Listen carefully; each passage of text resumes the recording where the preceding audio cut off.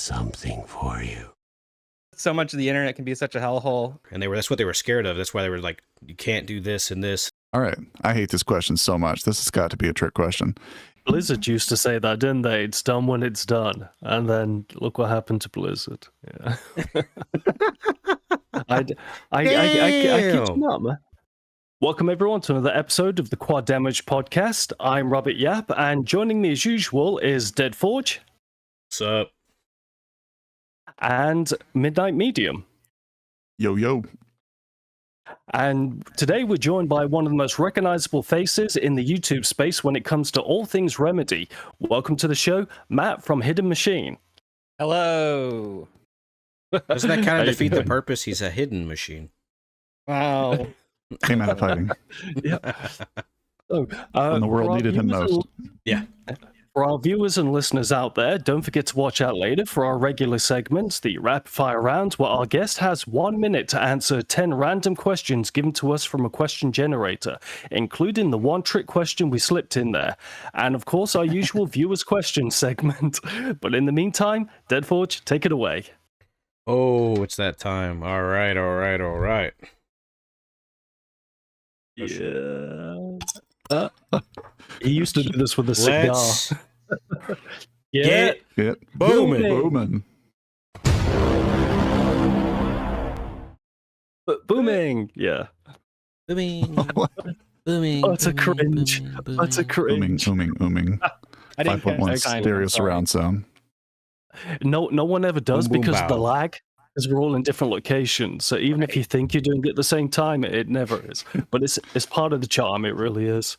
So I'm going to make a concerted effort. I'll get another to stop cigar, saying- though, and I'll bring it back. Don't worry. We're monetized now. We can afford all the cigars in the world. Let's just blow it all on props. Just four people were Cubans there. Cool. So I'm gonna make an effort to stop saying excellent, because listening to the last episode, I was like excellent after everything that the guest said, and it was so annoying just editing it. Yeah. So, Matt, thanks very much for joining us today. So, for viewers that don't know who you are and know what Hidden Machine is, why don't you give us a little bit of a background on you as a person and also the creation of Hidden Machine, and just let us know what your journey was. All right. Well, my name is Matt Hall, and I mostly run Hidden Machine, the YouTube channel that it's kind of I mean, for me, I've always loved like magazines and zines and, fanzines and sharing your passion and your interests in your own unique way. Yeah. And I was kind of hoping that Hidden Machine could kind of be that sort of thing where we cover different topics. It's myself, and there's a few other friends who work on videos and put videos out or stream on the channel.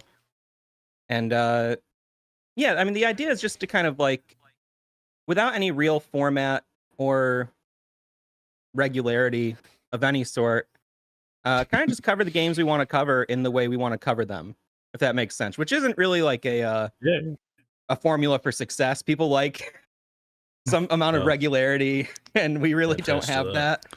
But The true fans will stay though. yeah, I mean, thankfully we've slowly over the last few years amassed more and more of a viewership, and it's nice. It's just a place to kind of discuss games, and we get a lot of thoughtful comments from people, and it's nice to have that sort of interaction with a larger gaming community, because in my own life, like, none of my friends really play games. I don't really have anyone to talk to about games at all, aside from every now and then someone is like, hey, I borrowed someone's Switch and I played such and such, which is great when that happens. But, to have like something like the channel that has fostered a generally respectful and thoughtful community, it's really nice, because I don't know, so much of the internet can be such a hellhole, depending on. Yeah. And we get plenty of that as well, since we cover our fair share of woke games. Yeah, I was just waiting till that Dustborn review hits, and then it'll be there. I saw that there was. Yeah, I didn't have time to watch it, but I saw that it was there. Yeah. Alan Wake 2, the most woke game of all time. That's what they say. I have But yeah, Oh my god. you know, Yeah, I I haven't just played Alan Wake.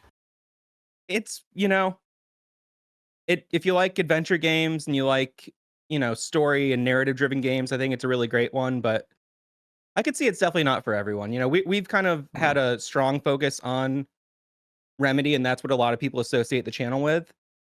Um, and I'm really passionate about that stuff. I mean, I got my only two pieces of like gaming merch are my Postal Guy body pillow and my Alan Wake thermos. Love And, the pointing that's like trying to. yeah, that's kind of like where my passions lie. I Yeah. love a nice strong sort of narrative driven game, but I also really like trashy, controversial schlock kind of games as well.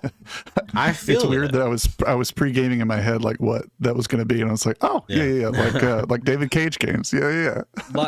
Huge David The perfect Cage segue of those two things.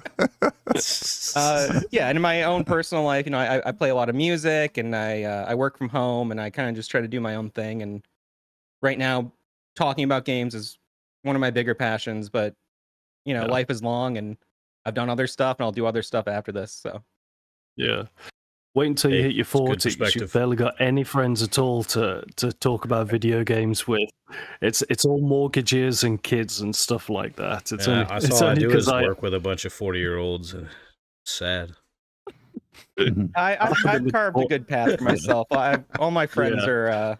I'm just messing. I've got all the 40-year-old loser friends who don't have families or mortgages, and they're ready just to talk about nerdy shit.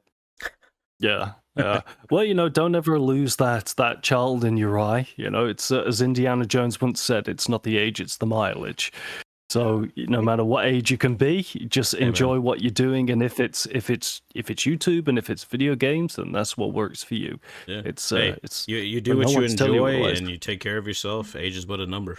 Yeah. Hell yeah. Yeah, absolutely. Yeah, cool. So you said that you started it with some friends. When did you say that you started it? Well, I had been doing like a weekly local news show. Well, I used to do a sketch comedy show, like a locally sourced sketch show where we would kind of just ask people in the community. Like I live in a small town up in the furthest part of New York State. And the real small, maybe 20,000 people, but most of those are college students who leave all the time. So yeah, we were kind of doing like a locally sourced thing where people had an idea for a skit. We would try to just make a skit with them, and it was very, lighthearted and goofy and fun. And over time, that turned into a sort of like a local news show, somehow going from sketch comedy to news. And we would do a local news podcast and streaming a live local news chat show every week. Maybe something kind of like a Red Eye or something. I don't know if you guys Bill Maher or something, one of those kinds of chat shows. And eventually started streaming games. And then myself and one of the other guys who were a regular on that were also kind of just like doing different types of game content on our own, and decided to try to kind of merge our efforts into this one channel. And we had a few other friends who were also kind of, maybe more passively interested in doing those things, but, working on. I always try to do stuff as much as I can in terms of like an open collective, where if you're someone who wants to get involved but can't, maybe you're not like fully experienced, or you don't have all the resources, like how can we share resources and share duties and teach each other and elevate those things through whatever experiences we can each bring to the table uniquely. So I think we started Hidden Machine in early 2019, but it took us like a year and a half or so to like get the ball rolling and understanding like how do we make videos that we like to make, because it's I'm sure you've all experienced something similar where it's kind of like you make something and you're like, is this what I want to be doing, or do I want to do a different format? And I mean, even the show, I've seen like different changes, and yeah. Well, even this show, to reflect what you just said, then if you were to look back at our first episodes when we had our guests on, and we've been very blessed to have large guests on here, even when we were kind of amoeba sized, but It literally just to be what we're doing now, and then kind of it would be roughed up, and then as time goes by, creative juices start flowing, and you see what you want it to be rather than what it is, and you start implementing them in there and stuff. So it's I very much agree with what you just said then. So I'm happy that it's working out for you then. If that's the case, then yeah. Oh yeah. Yeah, I mean, I'm enjoying myself. That's the biggest thing. Is I really I get pretty obsessed with researching and looking into different video game topics that I sometimes I can't find information on something. I go, well, I got to be able to figure this out, and that's been the biggest thing lately. Is like giving myself an outlet for those kind of obsessive deep dives that I'm doing in my own head. Like, how can I share that with someone else? Yeah, I can attest to the fact that you went hard in the paint on that. Just what little you mentioned from those Evil Within interviews with Shinji Mikami, because I've been doing the exact same thing, and I was like, I'm seeing like 4 or 5 out of the maybe 8 to 9 that he's ever done just in these 5 minutes. I was like, he's digging deep, like he is scouring the internet for anything. I tried to watch everything. I think he's one of the biggest geniuses in games. Everything he says, especially because he speaks. If anyone doesn't know, Shinji Mikami worked on Resident Evil, like that's kind of one of his babies, and he was in and out of Platinum Games. He worked on Killer 7, Beautiful Joe. Like he's been a producer on a lot of stuff that and he's also some mainstream stuff and weird stuff, oddly part of Shadows of the Damned. That's a whole thing right there. You talk about a rabbit hole you could dive down into that's just insane from beginning to end. That's a rabbit hole worth going down. Yeah. He's got so much wisdom, and he was the founder of Tango Gameworks that did Hi-Fi Rush. Yep. Yeah, and they've got a storied history now. On knowledge through that studio. And they were just bought. Was it what we said it last time? Was it Crafton? Crafton. Yeah, Craft. Yeah. Yeah, but unfortunately, they only bought Hi-Fi Rush. Yeah, that leaves my babies back with bad Microsoft. Daddy Microsoft. Yes. Oh my God. They've just laid off a bunch more people as well. What, 600 or something like that? It's like, Jesus I didn't see that one. Man.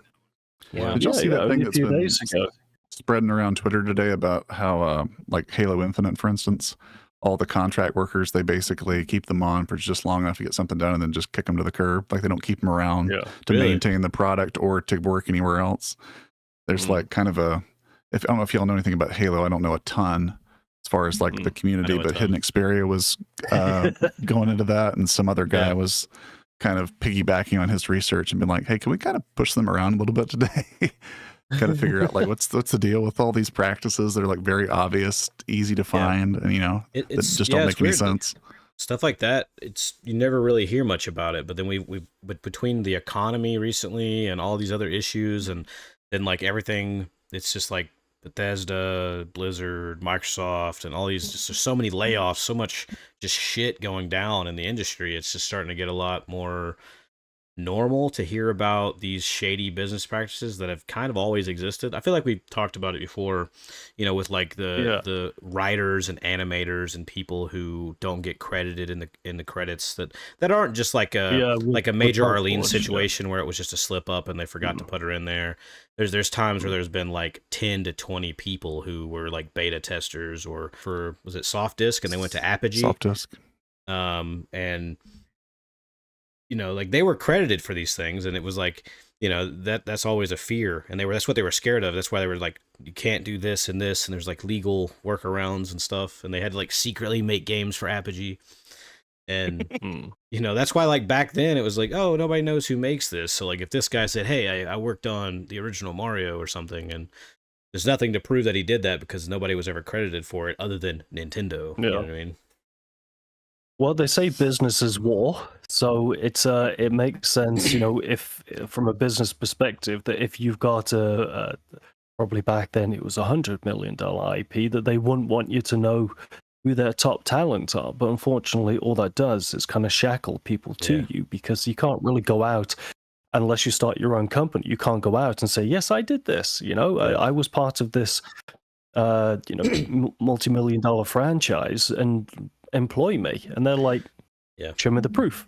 There's no sadly, proof about it. sadly, like real war, there's also tons of financial and relationship casualties along the way. That, you know, just a lot of people getting screwed over left and right because of someone's top dollar. Yeah, I EA also have noticed just a really weird casualty over the past, I guess, year or two, where people have to sign so many NDAs just to be a part and participate, and then they basically can't put it on their resume for years afterwards. Yep. And sometimes they can't even do it because they weren't like on it long enough because they were like laid off or something. There's all these weird gotchas where it's like, we're going to get the work out of you, but you're not going to be able to use it in any way, shape, or form. It's like, no, that's part of the trade, is that I get we both get something out of this. Yeah. Yeah. I feel like there was there was like a pretty big like situation or something like that where somebody wasn't able to claim a game on their resume for a long time. I can't remember the developer, but yeah, I remember hearing about that like in the last couple of years. Yeah. Oh well. I would like to say that the future is perhaps brighter now that there are platforms like YouTube and people like us and Twitter, etc., that are kind of exposing and pushing back on these practices. But as I was kind of segue into a few seconds ago, Andrew Wilson of EA at an investors meeting has literally said, "Oh, like AI is going to be at the center of our business model going forward," and you can see that there really isn't kind of a. It's almost like they're trying to work their way towards a singular button that says "make game," and then so they don't have to employ anyone at all. You know, which I guess if they had their way, they would literally do that, because all you see with all these advancements that are going forward is that they're not actually making better games. What they're doing is finding ways to essentially strip away the talent that exists now. Now, my hope is that people like that go on to do, the gentleman that you just spoke of that has his own YouTube channel, goes on, does something like this, or go on and make, you know, their own studio where they treat people a little more ethically. But when you get corporation level where you're answering to investors, literally there's nothing that you can be done where you can guarantee that you're going to have a job even in 5 years' time, which is very The good thing about unfortunate, that is that more and more like developers, you know, people used to be working for the different publishing companies or the voice actors and etc. have been given more platforms through social media, through YouTube and things like that, to then develop their own game studios. I mean, even I'm gonna butcher his name, but I always try so hard. Abu Bakr Salim, which I know is wrong, but it's as close as I'm gonna be able to get. He is phenomenal. You know, he did most notably he did Assassin's Creed Origins, protagonist Bayek of Siwa, and he went on and made a studio called Sergeant Games and created a game called Zao, Tales of Kinzura Zao, and you know, and it was cool that he was able to do that as just he didn't have any game development experience aside from being a voice actor. And he, you know, hired a bunch of people, got a studio, made something really personal to him. And then, you know, he has a whole like thing that happened there with people calling his game woke and like saying it was all this, and it just kind of got like hated on a lot. Yeah. But I watched interviews with him, and I've seen him talk about it. You know, he's very passionate, and he was able to levy his experience in the industry to make something, which is, I don't know, that's pretty cool. Yeah, that's pretty admirable. That's, you know, it's cool to see. Or even like, you know, people like John Romero doing like live streams and having YouTube, or people like Tim Kaine doing what they do and sharing their experiences, or even what developer is it from id? The one that John Romero always corrects. Tim Willits. Always corrects. Tom Hall? Tim Willits, the guy from Saber. Tim Willits. The guy that he always is that thinks he came up with Quick Deathmatch and all that kind of stuff. Sandy Peterson is the one that started the meme, the whole, well, actually, or, you know, or like, well, I hope you're having a good day, but actually this is what happened. You know, I got such a kick out of him. I'm reading John Romero's book right now, Doom Guy, and he has just a one sentence where he says he gently corrects people from time to time on the internet. It's the most diplomatic way of saying, you know, how many times I've had to be like, I'll serve you up on a platter here real quick. But Sandy Peterson has like a kindness. YouTube channel as well where he like shares game dev stories as well as like Cthulhu stuff because he's big into that. And big Lovecraft guy. yeah, big Lovecraft guy. Nice.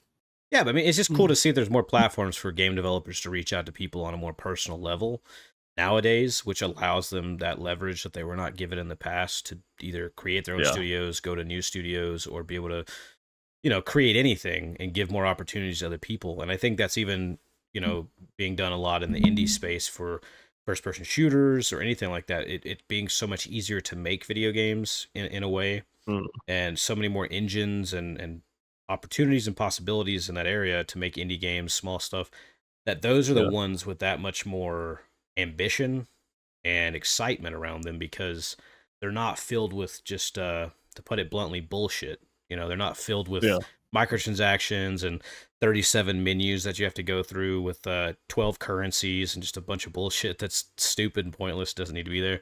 And they're not trying to push an protocol agenda where the DLC is the front page. You gotta click through it. For all I love about that game, stuff like that is so annoying.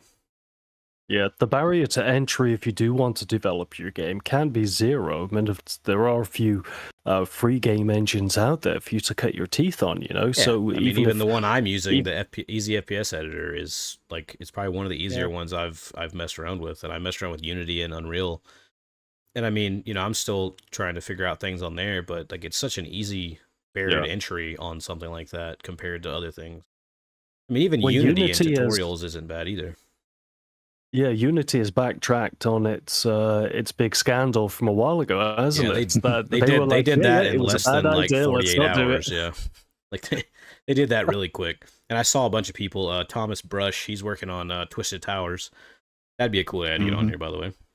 But Twisted Towers, really cool looking game. But he made a bunch of stuff, and he was talking all about Unity's whole situation and all that when that first happened. And I remember hearing all that, and he's like, yeah, they kind of messed up, but I'm still going to stick with Unity. But and then there's other people going, well, I don't really want to stick with Unity if they're going to start doing all these extra charges and fees. And a bunch of people like took their games that were in development, went from Unity and transferred over to Unreal or Godot, and have been with them, like been on those other platforms since then, and had to like basically recreate their entire game, which sucks because like you having to recreate everything basically from scratch out of one engine to the other for the most part, and then having to delay your game and possibly ruin any lead up to it, which sucks.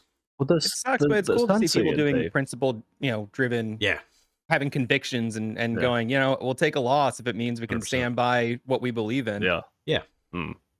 It's good to see. It really is.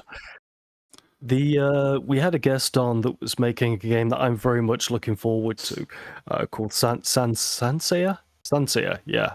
Pronounced it correctly in the episodes, and he says you're the only person that ever pronounced it correctly, and I probably just butchered it then.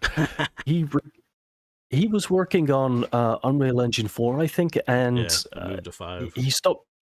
He moved to 5 and just rebuilt the entire game in it. So, and I believe that he taught himself or something on tutorials, if I remember correctly, on how to use it, because he experimented with a few different game engines.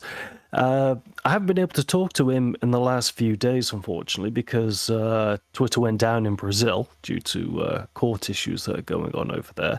But the fact that developers can make games now with engines that are out there that have easy access and solicit feedback from the community directly around them, as to what sort of thing that they're looking for, only makes the indie scene substantially better than corporate bubble that is AAA development. You can easily just make a game at indie level and find out immediately from the feedback as to what people are actually looking for. You've got to go through 6 meetings at corporate level. I'm talking for someone that used to work in a corporate job. This is the way it works, and I didn't even work in game development before. It's just the way that they are. So using that as kind of a segue into a question that I wanted to ask you, Matt, with the immediacy of contact that people can have with the communities, do you have like any positive or negative, and if you talk about something negative, you don't have to name names, experiences with the community in regards to your YouTube channel? Oh, yeah, I mean, that happens constantly. We have like a chat series called Yeah, I've Played, where myself and one or two other people will all play the same game and come back and have like a long form discussion on it. And sometimes the videos are like 4 to 7 hours. I think we did like 10 Oh, hours on Heavy wow. Rain. And it's definitely niche content. And Yeah. I love doing it, and I know that there's like maybe 100 people who really love it as well, because Yeah. I've been told. But you can tell by the views, and also from direct feedback, like on our Discord and stuff. Like a lot of people are like, "Yeah, I cannot give a fuck about that at all." And I go, "Hey," Harsh. but I mean, I'm very fortunate that YouTube is not my job, and I don't need to be worried about if people like what we're doing or not on a larger scale. Like if it connects with anyone, Mm. my own personal philosophy is that, like, especially with art or any kind of just like anything that's not business minded, I guess I'll say, even with business, but it's different when we have other people's survival Mhm. that you're responsible for as like the owner of a company. But I believe that everyone like kind of has like a sphere of influence, and even if you create something and you connect with even just one person, Mm. I think there's something really meaningful to that. And Yeah. I've had so many things that I've connected with that throughout my life where things that no one else seems to know about or care about, and I'm like, wow, that had a profound effect on me, and I'm so grateful that Yeah. I was able to Yeah. experience that. sure. And I think that as like a smaller content creator, if you have certain ambitions, like, you're going to have to put your personal preferences aside a lot of the time and kind of chase analytics and chase trends in a certain way. And it's Yeah. not it's very difficult. You got to kind of like cut a lot of things and make a lot of decisions you might not make otherwise. But Yeah. with something that's just like a It's passion project, it's if I can just, if one person likes it, that's wonderful. And also I'm having a good time anyway, or else I wouldn't be doing it. Like, it doesn't, Yeah.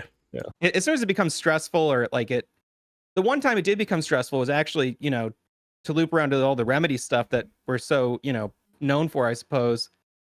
We got a review key for Alan Wake 2, and I was so excited, and I wanted to get my review out for right when the embargo lifted.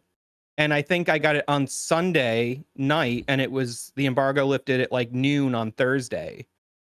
And the game in its state had several game-breaking bugs that halted progress, and I was going back and forth with like my PR rep and trying to talk to whoever, and they're sending me save files. Oh, try this file. And I was talking to other Mm. reviewers who were having the same issue. It wasn't anything particular to my experience, but it was the first time where I was like stressing about a deadline, and talking to other people who do that kind of thing professionally. It just wouldn't be enjoyable for me, like the payoff, of reviewing games on that sort of deadline, and having 3 days, maybe like 3 or 4 business days, to play through what could be a 15 to 20 hour game that is supposed to evoke a strong emotional response in the player. Like, you can't really, Mhm. play Yeah. it with a clear mind when you're working under that kind of pressure necessarily, unless you It's a have full-time no other job. distractions. Yeah, having Yeah. like It's a few days, maybe even a week, depending on the game, and like on top of your personal life and anything else you already had planned for your channel or whatever else you got going on, it's really difficult to make time for. It's one of those weird things that you have to work around. I mean, if that's like a thing that you really want to go for, like that's what your focus is going to be, like getting early access to things, and that's like the only thing you're doing, then maybe go for it. But it is extremely stressful. I think the first thing that I ever got a code for, luckily, was like I got it a month in advance, and I had all the time in the world to play it. And that was I was extremely happy and lucky with that, because otherwise, who knows? Because I put like a stupid amount of time into the game, so I have no idea. Like, if I would have got it for, I don't know, 3 days before, yeah, there probably wouldn't have even been a video, and I would just had to apologize and be like, yeah, it's just not gonna happen. Yeah, I mean, Yeah. industry standard is like a week now or less. Yeah, Yeah. it's crazy. Because Thankfully like with so Alan many Wake's indies, like, I get like a month or so. But Yeah. I try not If even it's- take on that many reviews. I mean, it used to be It's- like a month in advance, but I think with leaks and a bunch of other things, like the devs have gotten a lot more weary. But also, I think in this time where a lot of companies are cutting a lot of corners, or they're doing these rushed out releases where the game that you're going to be playing beforehand will not even be the game that you'll be playing when it releases, which is just like a whole thing because like all these games are coming to these big places. Let's just say IGN, GameSpot, like the big ones, you know, they're coming to all these places, whether it be a week or 2 weeks prior, because some of those bigger ones get it a little bit sooner than others. I mean, there's some YouTubers out there a little bit smaller, but like way bigger than any of us, who get them like 4 days early because they're not quite big enough. And that the time frame like varies depending on like the size of the place doing the review. But no matter the time you have, no matter who you are or the following you have, if you're getting this game and what you're playing, whether it's a flawless experience, for instance, something like Dead Island 2, where before it even came out, like everybody said it was a really smooth experience before the day one patch, or then you got something like Jedi Survivor that was, you know, broken before and after patch on like PC and stuff like that. What's the point in getting these games early other than for studios to, or for like, you know, bigger companies and stuff to kind of, you know, evaluate their time and get, you know, videos set out for like whenever it needs to go out, if the game that they're reviewing isn't even the game that you as a consumer are going to play? It basically makes the review that you watch prior to release null and void at that point. Like, it just, there's no point in its existence at all, because it's pointless. Because if the game is already, especially if it's like broken and then it's like fixed when it comes out, it's pointless, because then you're gonna go watch the review and it's like, oh man, this game looks like dog shit, it's like fucking broken all over the place. But then like everybody who gets it day one's like, dude, this is like the best game ever, it's flawless, like there's no bugs. So it's just like this weird thing, and it didn't used to be that an issue, because we used to like launch games the way they were. That's it. They were just the way they were. There was no day one patch. Like day one patch wasn't even a big thing with 360, PS3, Xbox One, or PS4. It literally didn't become like a big thing until the end of last generation. Like it was the end of this last generation of consoles that it became a big thing, and it still blows my mind that it's a thing at all. It just allows these studios to like push releases out without finishing the game and rushing developers, and then they're like, okay, it's okay, we're just we're gonna take time to like rush out a day one patch. Even if we would have just delayed the game by like a week, we could have just released a full they often got to meet financial quarters like, and everything. It's very investor driven a lot of the time. But it seems like it's just bonuses from too much paid out based on. There's some of them that are paid out based on sales, based on reviews, and stupid things like that. But I think too many higher ups and like corporate heads of these big publishers, because it's really the only time that is part of the equation, is the big AAA companies. The corporate heads are like, they're promising so much to investors, which is why you get those like scenarios like Cyberpunk, you know, like none of it was even going to be in the game. It wasn't even in there. Like the guy's just like, hey, we're putting flying cars in there, please give us like another $1 million, you know, and 30 more days. And like, it's just it's crazy. I recently made a video on Colonial Marines, and there's still people in the comments that feel like they jumped right from 2012 to the keyboard to complain. It's like fresh on their minds, like they are livid still. It's like, I mean, I guess that would make a pretty big impression on you if that was like not the norm, you know, over a decade ago. And now it's kind of like, guys, making games is hard. Day one patches, chill out, you know, don't be so greedy for perfection. It's like, man, what a different climate.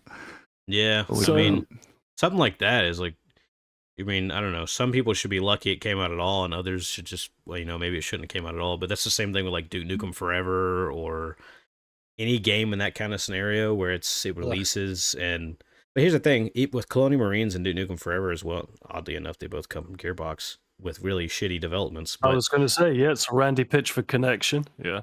Both of those games now have like a cult following of people who are like, actually, these games are not terrible. Like they're playable, they're enjoyable in their own right, but they're not terrible. It's like, I mean, my first ever Duke Nukem game was Duke Nukem Forever. Wow. And now, compared to pretty much anything that came out at the time, it was dog shit. Like graphically, mechanically, I mean, everything was terrible. Yeah. But I still had fun because it's just like stupid, poop humor and whatever. Like it's just enjoyable to chuckle at. So that carried me through. That's the way we're built. But yeah, it never changes. Like I said, I'm in my 40s and I still laugh when I fart and shit. But I mean, then you play Duke Nukem 3D and you're like, whoa, there's actually a good Duke Nukem game out there. Yeah. Why don't we, Medium? Once you've said what you're going to say, and I just interrupted you, why don't we move on to our first feature then? Because we're getting up there in time, and I wanted to kind of split it out a bit. And Medium, this is your segment as well. So. Well, you were about to say something, and I kind of ripped into that. What were you going to say? No, you're good. I was just doing my normal thing where I'm kind of like the pop-up on a DVD, where I just kind of pop up like some smart-ass meme thing while everybody's talking, and y'all just kind of have to like download it in your brain and go and move on with what you're saying. Nice. Cool. Yeah. So questions are, this is, Matt, this is what I was talking about earlier when it's the rapid fire round. So there is, Medium, if you got the script in front of you, so you can just kind of do the intro to it, or do you want me to do it? I can do it. I'm just waiting for my computer to stop sounding like a jet engine taking off. It's been raining cats and dogs here. That's why I just had to close the window just then. Can you guys hear it? It's literally not even rain. It's fucking shards of shit coming down, man. So are you doing the viewer questions first or the rapid fire? Because you put medium as rapid, or medium as viewer and me as rapid fire. So. Yeah, so like I said, Deadforge. So it's time to do the rapid fire. That's not what you said at all. That's how I remember it. Okay, whatever. Or we could have Medus. I scrolled past that. How about Deadforge? Did you want to do the viewer question since one of those was yours? Yeah, sure. I can do that. That works for me. Oh, that's a good idea, actually. Yeah. I mean, we can always, throw in one of our own if we only have a couple. Yeah. Oh, cool. Okay, cool. All right, so rapid fire round, quick rundown. Our guests have 1 minute to answer all 10 questions to give us from a random question generator. So sometimes they're incredible, sometimes they're really stupid, but they're usually always at least a little bit interesting. Thank AI for the one thing it did right. All right, so let's do this. You got Wang. Question number 1. Name one of your pet peeves. I don't like when people are late for things. 2, who are some of your heroes?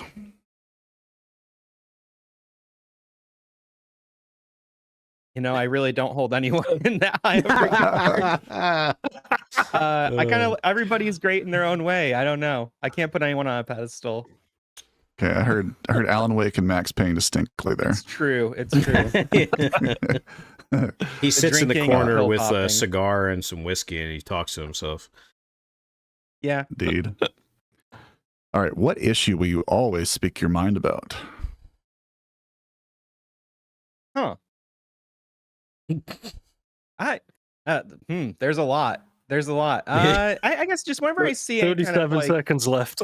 Anything directly affecting my own personal community. What have you created that you're most proud of?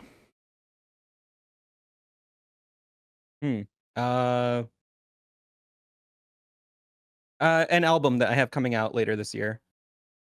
Nice. Plug. All right. What do you like most about your family? Oh, that we have persisted through the years. What would you do on a free afternoon in the middle of the week? I'd be playing some games. Yeah. All right. I hate this question so much. This has got to be a trick question. Is the Remedy connected universe just a cynical cash grab at a concept already falling into decline? Yes. The peak was before they even announced it officially, and by the time they did AWE for Control, everything had kind of gone to shit. Oh. Womp. Who is your favorite teacher and why? I suppose, I'm always a student in the school of life, so experience itself, yeah. Hard Knocks was your favorite teacher at the school of Black and Blue. Have you ever saved someone's life? No. No. Not officially. I've been in life-threatening situations that I put a stop to. I don't know if that counts. Yeah.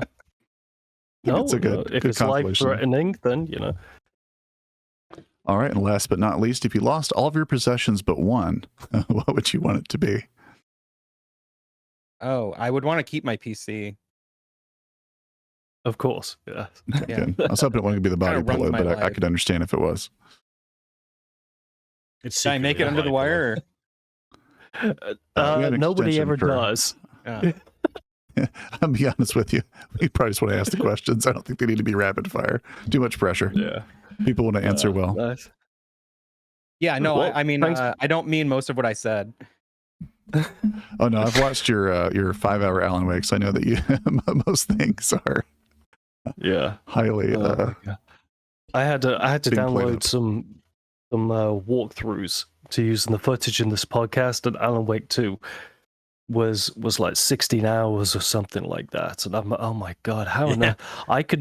I struggle to play a game. A 4-hour game will take me a month to finish, just because of the kind of schedule that I have. 16 hours, man. I don't know how anyone has the time to sit down and do highly that. edited. It's like the average is Is probably it- like closer to like 25 to 30. I would think like real hours.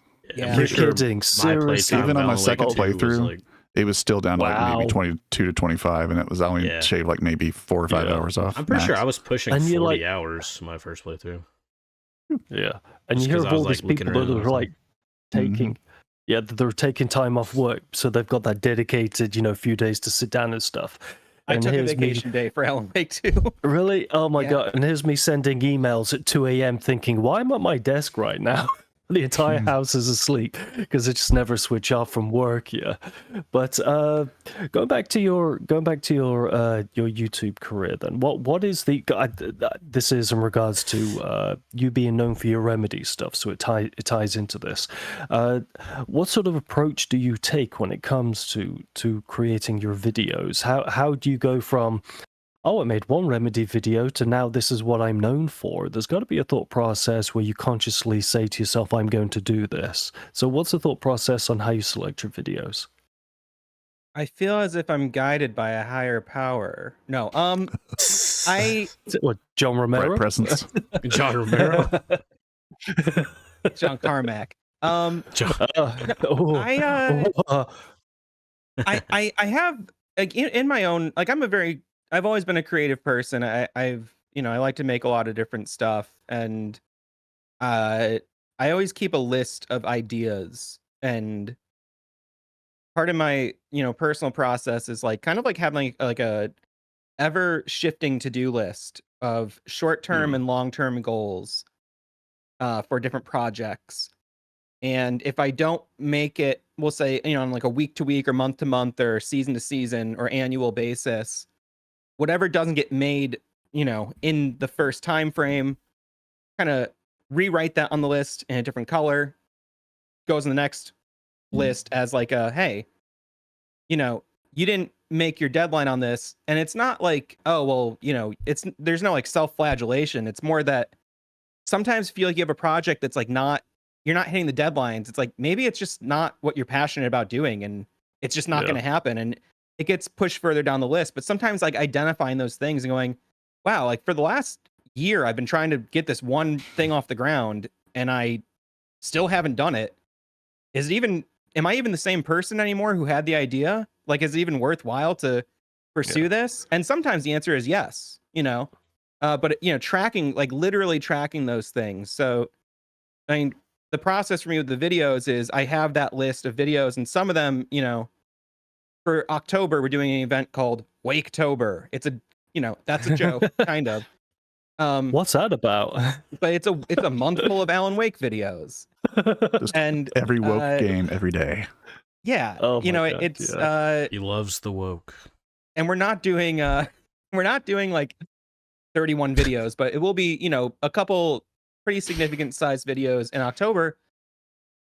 Some of those videos are videos I started, I want to say 18 months ago, that I just haven't had time to finish, or and I'm doing stuff all the time. Life is always happening.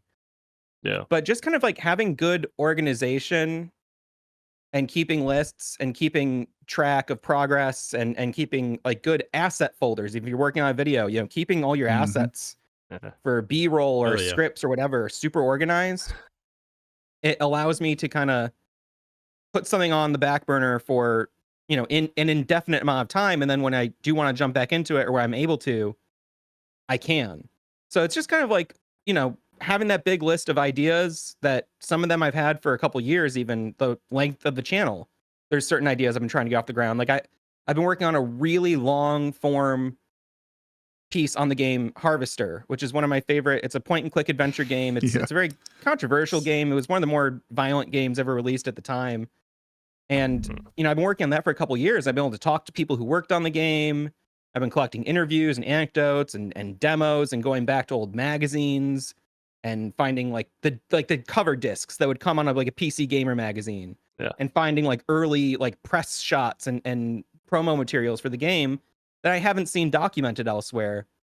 And a lot of my process is like kind of, being an internet guy, looking up shit, being like, that's cool. That's, that's going in the folder. And then when something hits, critical mass and I can finally put the video together, I do it. But, that's a long-winded way of saying I just juggle a bunch of stuff until one's done. Good software approach when it's done. Yeah, Blizzard used to say that, didn't they? It's done when it's done. And then look what happened to Blizzard. Yeah. I keep mum. Damn. Part of me wishes that Blizzard would just stop cock teasing us and just make an animated Diablo movie or a StarCraft. That would be movie, phenomenal because their the animation best thing they is... do are their cutscenes. It's amazing. Yeah. It's amazing. I watched, people that put together the cutscenes and turn it into like a little movie and they stick it on YouTube. I watched that for Diablo, and not only is Lilith the most smoking hot video game character ever created, side note, but it was just like watching an actual movie. It was amazing. It was so dramatic and Diablo brilliant. 4 is not only just a game, but also the cinematics. 'Cause I also really, really, really, really love that game. I'm one of the only people who I guess constantly are like, "Hey, it's actually a really good game. Go play it." Quit fucking bitching. But you got a phone though, right? You got a phone, right? That's so good. Yeah, I played a little bit of Diablo Immortal. It's just Diablo 3, but on a phone. Yeah, I played a bunch of it. It was after a certain point, I go, "Hey, I'd rather just play a mainline Diablo game." Yeah. I mean, it's just one of those things like they shouldn't have marketed it the way they did and shouldn't have been smartasses about everything and made it seem like they were not going to make a Diablo 4 just to announce Diablo 4 like not that long after. Yep, that was the main problem. People thought that was Diablo 4 for all intents and purposes. Yeah. They were like, which, I mean, given our our current industry, like, you can't blame people for thinking that. And then as time goes on, Blizzard gets in all kinds of shit. But I do want to say this, that like all the shit going on in Blizzard is from the corporate end more so than anything. And I don't think that a lot of the main devs that are in the studios making Diablo and all these other things should be having to deal with all the bullshit that like people give out to them just because the corporate people are a bunch of pieces of shit for the most part. They're there to do a job. Yeah. So they have their job spec and they go in, they do their job, they go home. But they're whoever's very passionate about it because I mean, like Blizzard games are quality, whether people like it or not. I mean, like they're kind of one of those studios like Rockstar or something. Like what they make is usually pretty damn good. It looks really good. Is made really well. They just the developers have to follow certain guidelines sometimes and put in stuff that kind of sucks, I guess. Which is another funny aspect with Diablo 4. I don't want to go on a tangent about Diablo 4, but with Diablo 4 is like it doesn't really have like it has like kind of microtransactions, but like it's one of those ones where like I would compare it to maybe I don't know, maybe like Assassin's Creed Origins or something where like you could buy these stupid little gems or whatever, but like it's never advertised. It's never saying, hey, you can go do this thing. It's never like a pop-up that says, hey, go buy this shit. Like I didn't even know there were microtransactions for the longest time in that game. I don't know. So, they did change the thumbnail on Xbox, if nowhere else, to be like the gold edition. It was like referring to like the currency. It was like completely defined by the microtransaction of the month or whatever. That was for a couple of months. I was like, nice. Yeah, I didn't see that because after I lean into it. After I beat the game, well, since I have very limited storage and I can only play games off my internal versus my external on my Xbox. Diablo 4 is huge too. Yeah, so it's a pretty good size one. So I was like, well, I have to uninstall it. I had to uninstall Alan Wake 2 and several other things just to play anything. So that's a huge game. And then I like Mortal Kombat a lot, and Mortal Kombat 1 takes up like nearly 200 gigs for some fucking reason, just because Yes. of compressed What? cinematics. It's just compressed, it's just compressed video or uncompressed video files. They're not compressed. That's what They the look whole so good, storage though. is. They are It's Why amazing. worth it. so big? What I had to Jedi uninstall Survivor did the same Titanfall thing. too. But I could get Jedi Survivor yeah. more than Mortal Kombat, because like Mortal Kombat is not as intensive. But neither of them should be that damn big when like Red Dead 2 is 110. I don't know if Respawn that one has makes those sense. old Call of Duty developers that ever delete redundant content, which is why Call of Duty is always this big Yeah, when yeah. it needs to be, this small. Yeah, Maybe just I something else. have a theory Because on the they whole make Call of you- Duty thing. Is like they just want that to be the only thing you have on your console now that like storage is It's like limited and 250 games take up so much gigs. more space. So They don't just give you Call Rascals. of Duty though. You got to download Warzone and stuff like that as well. And before you Yeah, know it, there's 250 about, gig. that 3 they- months after every Call of Duty game comes out, they implement Warzone as a necessary automatic download as part of the game. And the game itself, in the background, you don't even have to have Warzone installed. If you don't have Warzone installed, you can't even play Warzone, but it's still part of each individual game's files. So you still are downloading it internally as part of that game, but you also have to download it as a separate download for it to be integrated, because they have like launchers in God. each individual game. It's insane. They really think they're the main characters, don't they? Yeah. I know. And then Sad. you can download a GZ Doom game for literally megabytes, and it will Yeah. give you like 9 hours of gameplay. Well, it's like So- I'm a huge Black Ops fan, and I would love to play the new one, like just for the story and maybe zombies. But I don't want to go buy the game and have to uninstall every game I own just to play it for like 5 hours.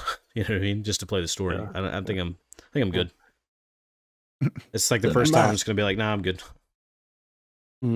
Matt, well, I got a question in regards to this Remedy thing. So it's been mentioned a few times you're kind of the Remedy specialist. What kind of led you to that? And there's a follow-up question I want to ask as well. But what led you to the to be the specializing in Remedy? I think it's just that Remedy fans are really rabid for content, and I put out a video a couple years ago, kind of like about the Remedy connected universe. Kind of before like Remedy was so readily acknowledging it. It was before Alan Wake 2 was announced and everything, I believe, and that video really connected with people because I kind of put as much as I could into one like 2-hour long piece and kind of talked, both literally and kind of philosophically about how the games are connected. And I've always been, just as so like enjoying any kind of art, it's always really interesting to see repeating themes and motifs and characters, from work to work. Like as a kid, I was, the River City Ransom series. I can't remember what it's called in Japan. It has a different title, but that series has dozens of games, and so there's like the volleyball game, and there's beat 'em ups and everything. And noticing, like as a kid, like when they'd localize those games for the US, they would strip all the original, materials from it, so you wouldn't know that they were all connected. But I saw they had the same sprite work. And I go, that's got to be like the same thing, right? And then, finding that, in Japan, yes, these are all a one long related series. Or even, as a kid, like realizing some of the stuff between like Street Fighter and Final Fight, or seeing like Mike Hagger in the in Saturday Night Slam Masters or whatever it's called, the wrestling game, like seeing those sorts of connections and seeing those like repeated things, elements, whatever they are, between games has like always fascinated me. I love to see it in movies. I love to hear about it in music, and kind of like treating these realms as like things that can kind of, just interact in all these like novel ways. Yeah. So like noticing that Remedy had been doing that the whole time, and that it was kind of an auteur vision. I mean, there's multiple writers on the Remedy games. Sam Lake is really the face of the company in many ways, and he obviously, as the creative director, is a final say, I'm sure, on a lot of things. But, having so many people contributing to making this thing and seeing how even just playing, because I think you could play the games in any order. They happen chronologically, like all of their games, from Max Payne forward, pretty much take place in the year they were released. And the events are very sequential in most ways. But still, you could experience them in any way because they talk about past events with a certain significance that makes it seem like when you go back and play the game from 2015, you're like, oh, they're making a reference to the thing that happened in 2024. Well, they're not, but it's easy to think about it that way. And they think about time in that sort of elastic sort of way. And just noticing those patterns, super exciting. And FPS games, that's I think where I first got into it in gaming, is seeing all like the references and Easter eggs in something like Duke Nukem 3D. Putting like the Tomb Raider, putting Lara Croft in there, her corpse, or I think there's one of the Doom games has like the Commander Keen helmet on like a corpse, and seeing that kind of stuff. It's like 2016, yeah. Yeah. 2016. I liked seeing like the Dope I was Fish. playing Grabbed by the Ghoulies and like the connections with that to like Banjo, and like Rare does that a lot too. Like all their games are connected in one way or the other. They just don't publicly talk about it that much. Yeah, so I just became obsessed with that. Matt, I think as soon as what? I had a Remedy Die Hard to another Remedy Die Hard question for you. Maybe too big of a question, but I was just curious. One of the reasons I held off personally on speaking definitively about what I thought about Alan Wake 2 is I felt like I was a little bit like overwhelmed by all the new information. We wait 14 years and we come out and they're kind of like, well, here's a couple answers, but also, and then it becomes, who's the Grandmaster? Who's that? Why is it even a thing? The new dark poems and all this kind of stuff. Do you and I realize that Alan Wake 1, and really to a large extent once you get the new game plus, you realize that both of them kind of adhere more like to, they kind of play with archetypes, but it's not clear whether they're like, you think these games are really going to be explaining themselves, or are they more just having fun with the ideas of symbols more than saying you need to really pay attention to figure everything out? I think that there's a little bit of both. And the thing that I have really focused on is the stuff that I feel like I can prove. There's stuff where you go, yes, there is literally, you can see this event led to this, and it is confirmed several times in the game that this is how it went down. And then there's some stuff that's a lot more intentionally vague and left open to interpretation. And that kind of like theory crafting about like, what if it meant this? This could be the symbolism here and all. I'm not so into sharing that kind of stuff. I would rather give people like, the stuff that I know I can lock down and say, hey, this is happening. I think that gives people a better foundation for their own theory crafting. And I think that coming up with your own sort of headcanon, your own explanation for events is like a big part of what Remedy is doing. And I mean, they say it in the opening to the first Alan Wake game. They have a Stephen King quote where they just say like, there's no fun in answers, and the the mystery is what sticks with you. And I think that's really like, a mission statement for their games. And if you look at best thing about them, everything, like they do have like, I mean, even in so much as there was a comic book, like a PDF comic, they didn't do an actual printing, but a digital comic that came with the PC port of Alan Wake in 2011 or 12 when it was ported to PC finally. Yeah. And that comic has a sort of like cameo almost from William Kirkland, who is the head of investigations at the FBC, and that's who was serving that position before Dr. Casper Darling. And that was 8 years before Control was released. But that idea of, all right, I know we're going to have some kind of government organization that focuses on the paranormal. Like that was part of the plan all along. And even some specific characters were there. So those sorts of connections are what I'm kind of more focused on. And I think that there's a lot of that to be found in the games.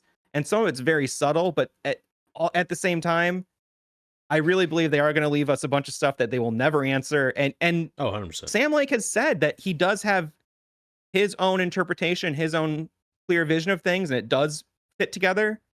But I don't think he's really interested in sharing that directly with anyone or confirming anyone else's theories. Oil the mystery. Yeah. That was an interesting Yeah, thing because that like. I real. Oh, you go ahead. You good? Yeah, I'll just finish my thought on it because what I was realizing, I tend to overthink things anyway. Like I just made an alien isolation video that was literally about overthinking. Basically, like is my perception the problem in the first place? Of can I experience something the right way if I'm always coming to it as me, kind of thing.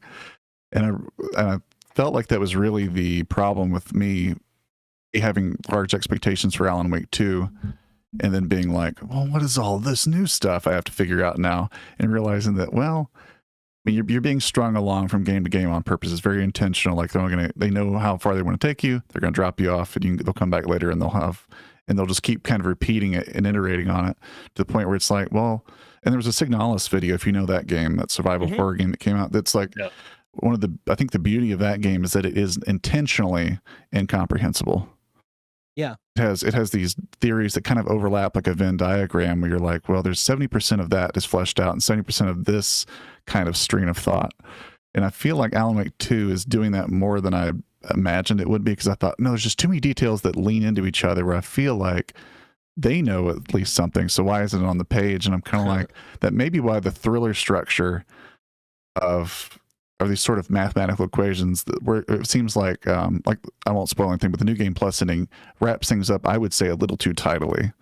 Like it seems too easy. Like it's intentionally going, don't worry about all that. I'm interested in this. I think the thing that is important to remember about Alan Wake 2 specifically is that there were things in Control that directly foreshadowed and not even foreshadowed, but spelled out the events of Alan Wake 2. Oh yeah. To a degree, like the reference to the formation of the Cult of the Tree. Yep. And this is kind of getting inside baseball if people don't know the game, but there's a big antagonistic presence in the game called the Cult of the Tree. Yep. And direct reference to how it came to be is spelled out verbatim in Control, but at the time nobody knew what it meant.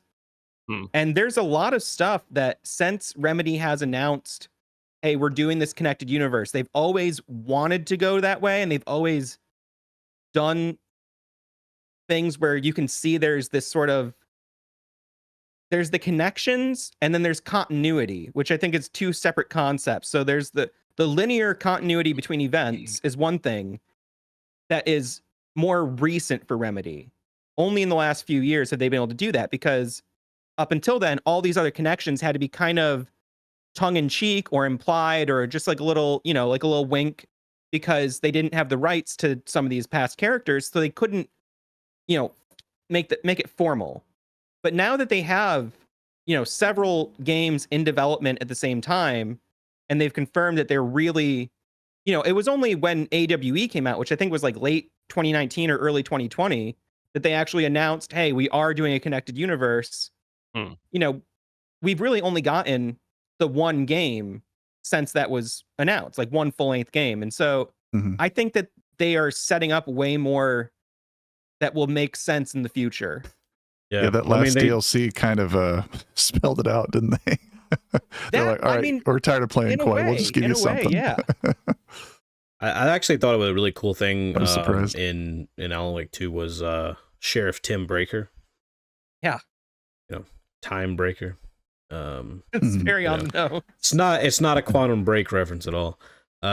Which I hope they do eventually get the rights to Quantum Break to be able to either make another one or like officially tie it in. I mean, it's obviously unofficially tied in the same way that Alex Casey is Max Payne, and they don't own the rights to Max Payne. But what was interesting is that Sam Lake did a interview, and like they're already in development of the Max Payne 1 and 2 remakes under Rockstar.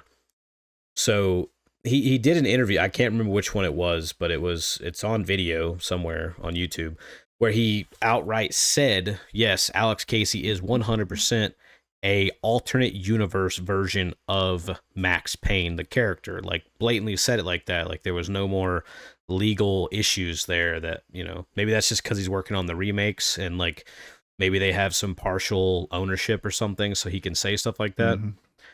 But Alan Wake 2 makes that more apparent than it ever has been that that's who that character is in so many ways more than it ever has been before. But they do a lot of like crazy shit like that. Oh yeah, like 100%. All the echoes, like hearing all of James McCaffrey's voiceover and Phenomenal. him telling the story and doing that narration, it really was like, wow, they snuck in like a secret Max Payne 4 that like would have never existed. Yeah, basically. And I mean the book that like Alan Wake was working on was basically their Max Payne their Max Payne 3. So yeah, I mean it's really interesting. I'm actually really curious to how they end up doing those remakes. Yeah, but, you know, I can't wait to see those. Oh yeah, they're gonna be great. And to connect like with what we were saying before, I think the mystery, the intrigue, and the leading you on, and like never really answering anything, making you figure stuff out, has always been the biggest draw for me in the Remedy games. You know, I think that's just something for me personally always connects me to a game. You know, when it has like something that you kind of got to figure out and you're never really given answers to. My favorite, what I would say is probably like my favorite horror series kind of is Little Nightmares. And one of the things I love about that, other than the fact that it's just constant mystery, weird stuff going on, hard to explain. Some of it seems obvious, some of it isn't. And you don't have dialogue, so nothing's actually like fully explained. It's all through visual and auditory means to figure things out. But even at the time when Tarsier was still working on the games, they said like, we already know like what is and what isn't true. And yeah, here and there we're taking some inspiration from the community, but we're not going to tell you what we did or didn't take inspiration from. We're not going to tell you what you're right about, what you're wrong about. But we do know like where it all started, how it ends, and like everything. We already know it, but we're never, ever, ever going to tell you. And I'm like, every time they nail something down on Twitter, just the slightest bit of certainty, everybody just explodes and like, well, come on now. And then they go the other way. It's like, we can't give you what you asked for. And I think whenever it does come out, Little Nightmares 3 looks like it's going to be very good. Looks like it's going to be very interesting. And I'm really excited for that. Reanimal looks pretty cool too. Yeah, and Reanimal, that looks amazing. Little Nightmares 4, 3.5, or whatever. Little Nightmares 4. Yeah, I mean it's another Little Nightmares game, basically just under a different publisher, but by the same developer. And I'm happy about that. I don't really care because like they're so great at what they do. I'm fine that I can get a Little Nightmares 3 and then get a Little Nightmares spiritual successor as well at the same time. Like, that's great. I'm all down for that. Yeah. Yeah, I think we need more games like that anyway. The last two questions you had? Yeah. We're running out of time here. Oh, right. Okay. So read just 10 minutes. What? That's it. It's cool. We didn't really hit the viewer questions at all, did we? No, we didn't. So this is the I can viewers' quickly go through question them, though. Yeah. So, Matt, this is a segment of the show where we put out to the public their questions for you via Twitter or Discord. Okay. Yeah. So from Tobacco Tan Tony, over the past year, you've covered several games by Remedy. What do you think is the best game Remedy has released?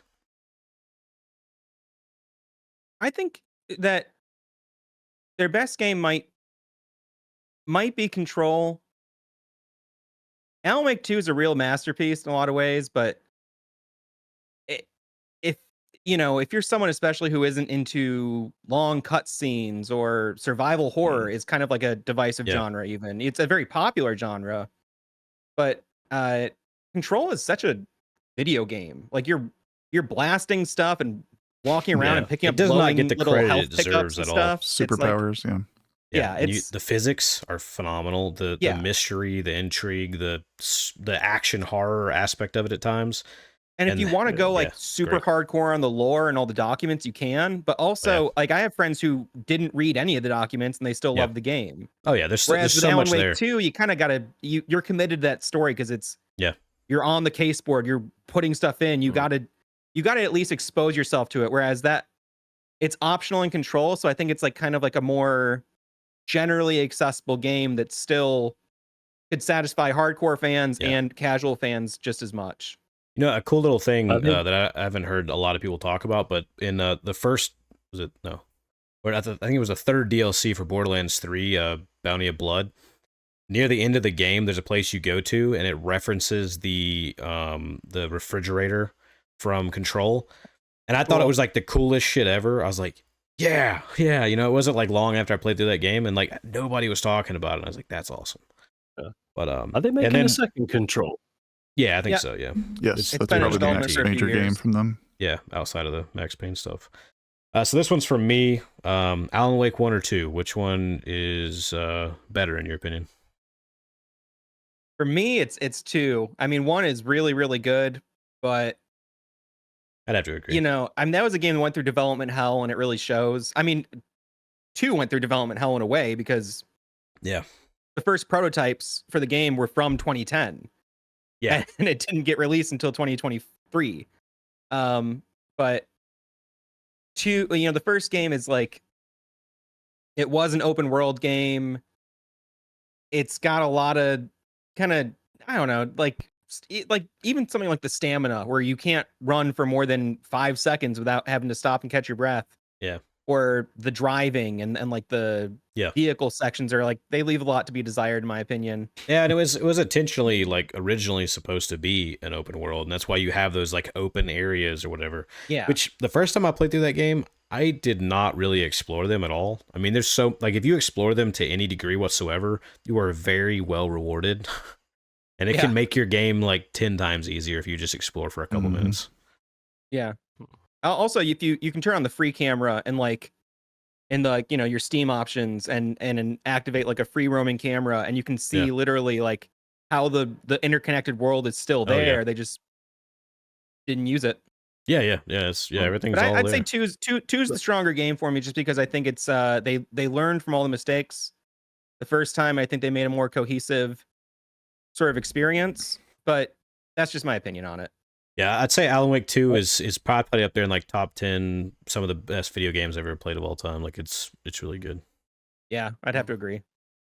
So we got 3. Oh, yeah, go ahead. Deadforge, just 1 second. I just want to give recognition to the person that dropped the same question as Tobacco Tantoni on Twitter. So I just want to say that I'm going to butcher this. Oh, I see. Okay. Intervalia, asked the same question on there as well. Their favorite remedy game.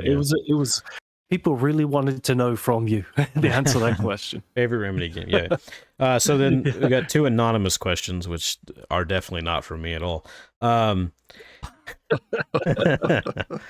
Anyway, what's your favorite Max Payne clone?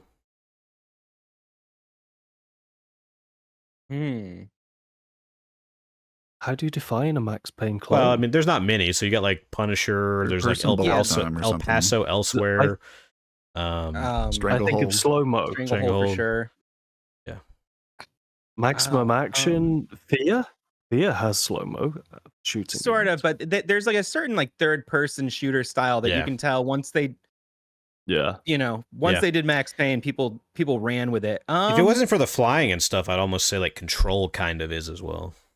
Yeah, and that what makes me so excited to see them do the remakes, because knowing that they still have it in them to do an action shooter is exciting. Yeah, because it's kind of the best of both worlds. I'm leaning towards El Paso Elsewhere. It's the most exciting one for me, because the other ones, I mean, I think that's just like a really good game. There are some flaws with it, but the other games still that like Punisher or Stranglehold or there's a few there. I mean, I can visualize, but I can't think of the titles off the top of my head. But they all feel like they're not kind of iterating on the formula enough. Yeah. And like changing things up enough. Whereas El Paso I feel like it did more of its own thing. And also just like to acknowledge Strange Scaffold and that studio and that lead dev, they've been putting out so many games. And they even signed a movie deal for El Paso Elsewhere. Oh, wow. Yeah. I saw they had like that. I didn't even notice it until I was looking into the game, but they had a prequel game that is a first-person shooter called El Paso Somewhere or something like that. And it costs like $5 or something. I think it's Nightmare. El Paso Nightmare. Yeah.